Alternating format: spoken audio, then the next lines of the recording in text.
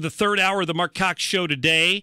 Plenty to get to this hour, but right now we are fortunate to be joined by Missouri Senator Roy Blunt, who happens to be in town and decided to grace our studios today. How are you, sir? Hey, Mark. Good to be with you. Good to talk to you, as we often do. But nice to be here in the studio with you this afternoon. It's great to see you. You know, you and I have been looking up at the television screen here with the coverage of this terrorist attack in New York City.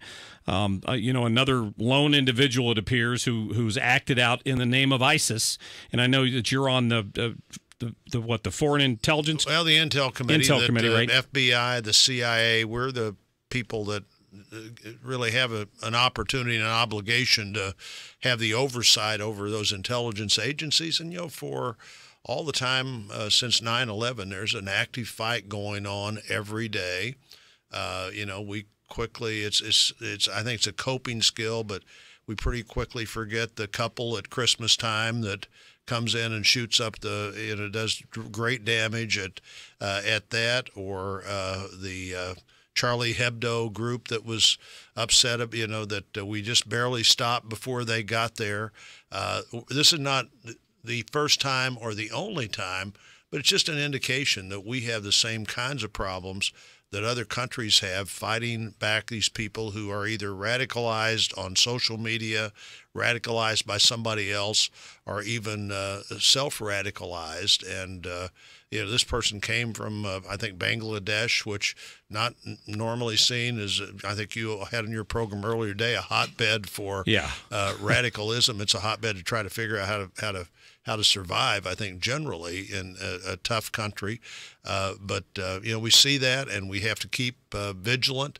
There is if you see something, say something element to this that's all really important. People in our country, I think, are hesitant to get involved in other people's business. I mean, how many times growing up did you hear from your mother, mind your own business, rather than worry about what somebody else is doing? But if you have reason to believe they may be doing something that should be your business, it's important to let somebody know that something's going on next door, something seems to be happening there that is out of the ordinary. And I can guarantee you that the agencies that are looking at this are vigilant, but these guys only have to be right one time. There's a case the guy wasn't even quite right. That apparently exploded with just a few people around. He was the one most hurt by what happened, but if he could have gotten a little bit further to that transit station at that time of day, which apparently was his goal, really potential that lots of life could have been lost and other people injured. Yeah, we certainly dodged one today. I guess we'll find out more soon about, I knew he was from Bangladesh, but how he got here, if he was a lottery winner, or, I mean, that's going to spark that whole debate again if we get there. And how do you feel about that? There have been a lot of people who've talked about chain migration and these lotteries to bring immigrants in. Do you have an opinion on that? Well, I do. I'm not for chain migration. I'm not for keeping everybody's entire family out if there's a relationship there that the government ought to be thinking about.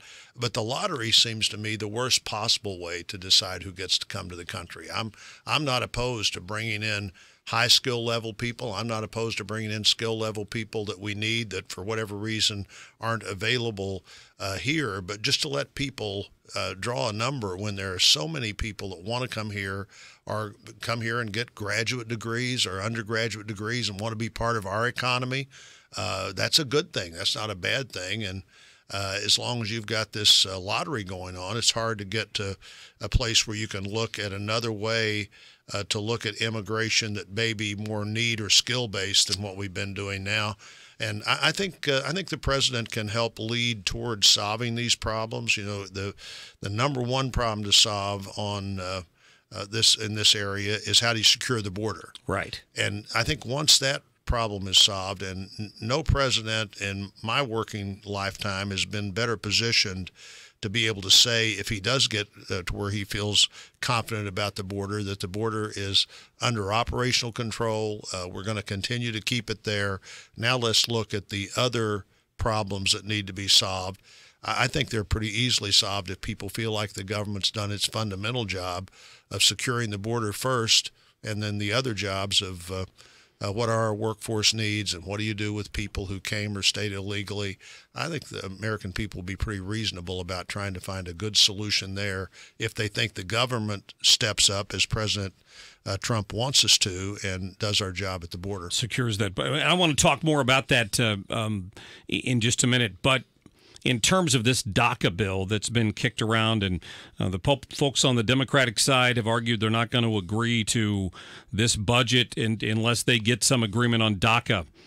Do you see that? That's two. I know it's two separate issues, but how in the world do you get that solved between now and December 22nd? I don't think you do. No. And really, this doesn't need to be solved until at least March. The president's own extension is March. He could do another extension if he needed to. But now I will say, Mark, I think that of all the groups, people who were brought here when they were kids and have grown up here are the most sympathetic, and the one that, frankly, 70% of the American people think that these kids ought to be able to stay unless they've gotten in some kind of trouble.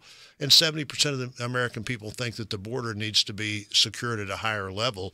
You would think that a Congress that was functioning would be able to take those two 70% issues and put them together and say, here's what we're going to do, but here's what we're also going to do. And I think that's eventually what will happen. I think it's unlikely to happen between now and the end of the year. But, if you really think about this, somebody who's 15, 16, 20, 30 years old and who came to the United States when they were 2 or 3 years old, unless they have become a problem, they have every right to believe that they would be able to add something to our economy, and we have every right to believe that as well. Again, unless they become involved in something that they shouldn't have, they don't know any other country to live in most of the DACA cases. Yeah, I'm sympathetic to that point of view. I hope that in getting there we can leverage what we want as well, which is more border security. Right. If we're going to agree to some sort of a permanent visa for these kids, that's okay, but we also need to stop the flow at the same time. So I hope that you. I think that's exactly right. Yeah. And like I said, here are two issues where the American people are as in big numbers on this. In big numbers on both places. Let's secure the border. Let's do the right thing for these kids who came here who haven't gotten any trouble. And I think we ought to be able to put that together in a package that eventually works. And we've got some time to do that. I hope so. Let me get to tax reform real quick. I know the two sides are trying to reconcile these bills. Some pretty big differences in terms of brackets and what AMT and a few other big issues that have to be worked out still. Where does that stand? There are, and there are some differences, but fundamentally this bill should be very conferenceable.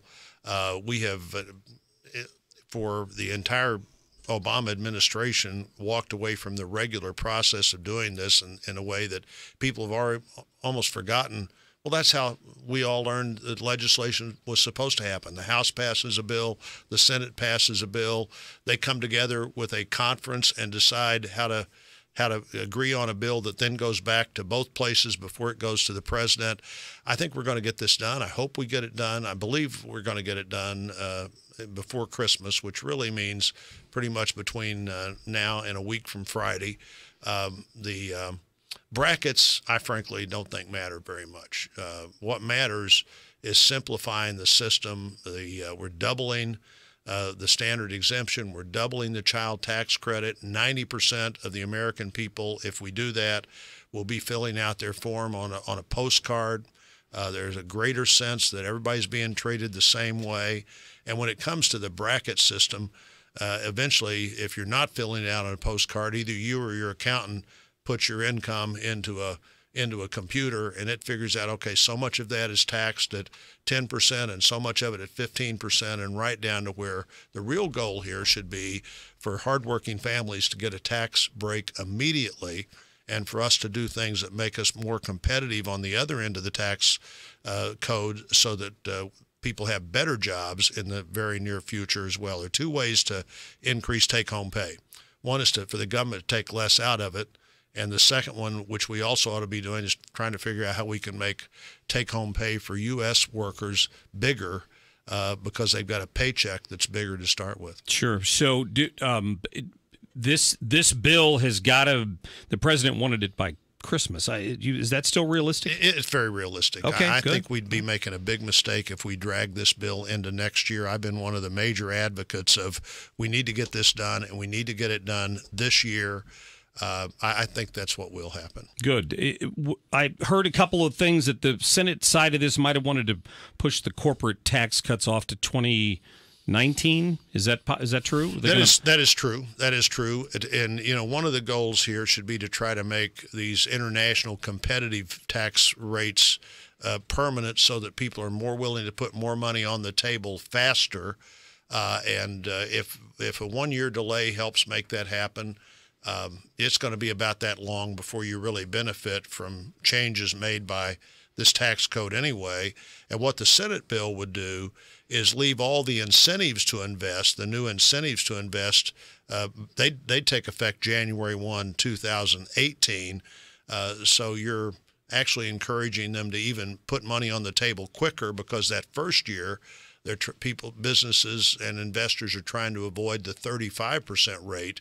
So you're even more incentivized to, okay, this year, let's spend money and start building things and doing things and investing, so that next year we're going to have more profit because we're going to have better jobs and better opportunities. I think we're at a point where the president's efforts and the Congress's efforts on regulation, really stepping back from that regulatory jihad, more confidence in the courts because of the judges that are going on the courts. If we combine that with good tax policy, virtually no question in my mind that the very best place in the world over the next few years to invest money will be the United States of America. Sure. And we're going to benefit from seeing money come back to the country under this tax bill that would have permanently stayed overseas otherwise, as well as creating a reason for people to invest. There is more money on the sidelines than any time in American history, and there's more money out of the country wanting to come back to the country than any time in American history, but it's not coming back at a 35% rate. There's no incentive to bring it back at that kind of rate. This bill creates every incentive to bring maybe $2 trillion back into our economy that wouldn't be here otherwise. I keep reminding people, had that election turned out differently a year ago, we wouldn't even be having this conversation. Well, one of my coping skills, if I'm frustrated on any given day, is Mrs. Clinton's not president. That's very true. I smile if I'm in a room by myself when I say it. I think we've already somehow forgotten how much has changed, how quickly, in terms of the president's foreign policy as well as his attitude toward regulators and competition. Yeah, very true. I have to ask this question. Had this terrorist attack not happened this morning, a lot of the focus is on that Alabama election tomorrow. And the voters of Alabama ultimately are going to make that decision. If Roy Moore lands in the United States Senate, is that like an automatic ethics investigation, or how does that go forward, do you think? Well, a number of my colleagues have said that they would call for an ethics investigation. So that may be exactly what happens, and maybe that's what the people accusing Judge Moore need. Maybe it's what he needs. I will tell you that in the history of the country, people sending you to the Senate from their state has been something that was seldom argued with. In fact, the last two people that were expelled from the Senate were the two Missouri senators in 1862. That's the last time this happened, the actual expulsion of a member of the Senate. And that's because they'd both joined the Confederate Army. So This is not something we have done very often, and we'll just see what happens. Voters have the right to choose who represents them, and particularly when the information that we may never have more than what we have right now is available to those voters. We'll just have to see. I thought the women had some credible accusations, and I didn't think his responses were all that good, but I don't get to vote for him. Alabama voters do. Yeah, that's a good point. Are you gotta go all in for Josh Hawley? All in. All in. All in. That's good. So we're hoping it's Senator Hawley at some point next year. Senator Blunt, thank you so much. Always a pleasure to see you. Hey, Mark, great to see you. Thanks for all you're doing every day. Thank you for giving us some time today. We appreciate it. 314-969-9797. I'll get to your phone calls, let you listen to some of the press conference that was held at the White House just a short time ago with Sarah Huckabee Sanders. And we've got the Illinois state representative who is going to challenge Bruce Rauner in the primary. Jeannie Ives coming up on the show. We're going to talk to her about the fact that the governor is apparently not even willing to debate her. You're listening to The Mark Cox Show. Find everything Mark Cox at 971talk.com/Cox.